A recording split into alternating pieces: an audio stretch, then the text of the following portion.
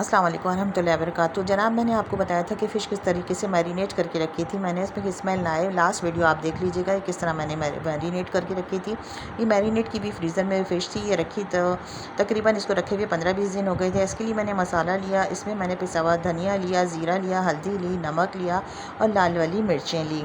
अच्छा, इसको मैंने ग्राइंडर के अंदर डाल दिया। नहायत ही लजीज़ लाजवाब फ़िश होती है ये, हरे मसाले की फ़िश कहलाती है। साथ में मैंने लिया अदरक का एक टुकड़ा, ये अदरक का एक पीस है। उसके साथ साथ मैंने लिए लहसुन के चंद जवे, साथ में लिया पुदीना, हरा धनिया और हरी मिर्चें। नहायत ही लाजवाब शोरबे वाली ये फ़िश बनती है, इतनी बेहतरीन रेसिपी होती है। अच्छा, मैं थोड़ी सी परेशान थी, मेरी मम्मा की तबीयत ठीक नहीं थी तो मैं आउट ऑफ सिटी थी तो वीडियोज़ अपलोड नहीं कर सकी। मैंने प्याज फ्राई की, ब्राउन की प्याज वो डाली, इसके अंदर 3 से 4 प्याज डाली।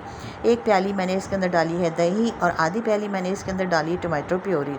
ये सारी चीज़ें मैं ग्राइंडर कर रही हूँ मसाले के साथ और ग्रीन मसाले के साथ। इतनी लाजवाब ये फ़िश होती है जनाब। ये मसाला पिस गया है और ये वो प्याज है जो मैंने ब्राउन करके डाली थी, ये मैं आपको दिखा रही हूँ। ये क्लिप में मुझसे मिस हो गया था तो मैंने इसको सेंटर में डाल दिया कि ये आप देख लीजिए, इस तरीके से प्याज ब्राउन करके मसाले के अंदर डाल के पीसनी है। नहायत ही लाजवाब फ़िश होती है ये। इसको हल्का सा ऑयल डाल के इसके अंदर हमने फ़िश के पीसेस डाले। जनाब, ये 15 दिन पहले मैंने मैरिनेट करके रखी थी इस तरीके से, वो आप मेरी देख लीजिएगा रेसिपी में, दूसरी वीडियो है वो आप देख लीजिएगा पीछे कि किस तरह मैरिनेट की थी। हल्का सा ऑयल डाल के मैंने इसको स्टीम किया है।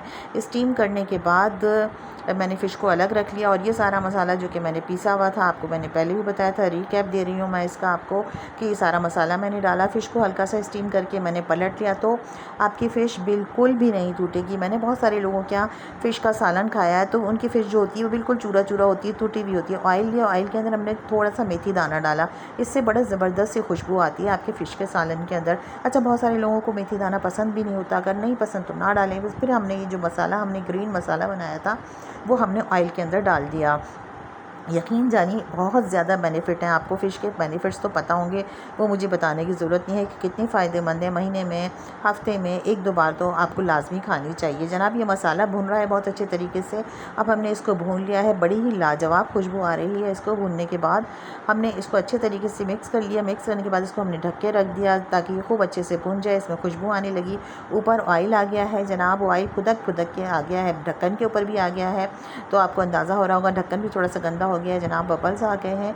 अब बहुत अच्छे तरीके से ये मसाला भुन गया है। नहायत ही लाजवाब ये ग्रीन मसाले की, हरे मसाले की शोरबे वाली फ़िश होती है। और ये फ़िश जो ली थी इसका नाम था कुंद। मैंने आपको बताया था कि ताज़ा फ़िश किस तरीके से परचेज़ करते हैं, आप मेरी पिछली वीडियोज़ में जाके देख लीजिएगा। इसके अंदर मैंने जब ये मसाला भुन गया तो इसमें मैंने पानी डाल दिया। एज़ पर योर रिक्वायरमेंट, आपको कितना शोरबा पसंद है, गाढ़ा पसंद है तो गाढ़ा कम पानी डालिए, ज़्यादा पतला पसंद है तो ज़्यादा डाल लीजिए। ठीक है, मैंने सारा मसाला आपको बता दिया क्या क्या मैंने डाल के पीसा था। इतने ज़्यादा बेनिफिट्स हैं फ़िश के।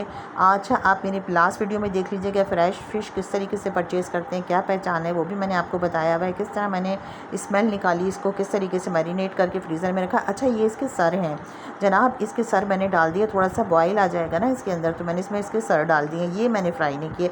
इतना, अगर किसी को विटामिन डी की कमी है, पैरों में दर्द होता है, मसल्स में दर्द होता है, विटामिन डी के इंजेक्शन लेने को कह रहे हैं डॉक्टर, टैबलेट लेने को कह रहे हैं, ना लीजिए। आप फ़िश वाले के पास जाइए, उससे सिर्फ उससे सिर्फ आप सर ले लीजिए और सर लेके इसमें डाल लीजिए। इसी तरीके से, इसी रेसिपी से बनाइए। फ़िश नहीं अफोर्ड कर सकते तो ये जनाब वो फ़िश जो मैंने हल्की हल्की शैलो फ्राई की थी वो मैंने इसके अंदर छोड़ दी है।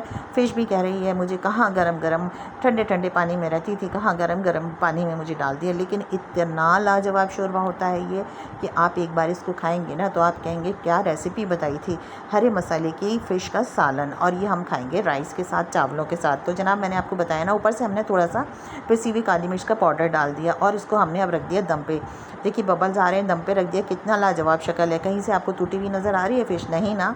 तो जनाब, मेरी रेसिपी को ट्राई कीजिए, आपकी फ़िश टूटेगी भी नहीं और मेरे तरीके से फ़िश परचेज़ कीजिए। आप फ्रेश फ़िश लेकर आएंगे, बासी और बदबूदार फ़िश भी नहीं होगी, नहायत लाजवाब मज़ेदार फ़िश होगी और आप इसको एंजॉय कीजिएगा। दुआओं में याद रखिएगा, इस फ़िश में कांटा भी नहीं होता। फिर बता रही हूँ, इस फ़िश का नाम है कुंद। नहायत ही लाजवाब टेस्टी फ़िश होती है। अब हम इसको चावलों के साथ खाएँगे, एंजॉय कीजिए और दुआ में याद रखिए। अल्लाह हाफ़िज़।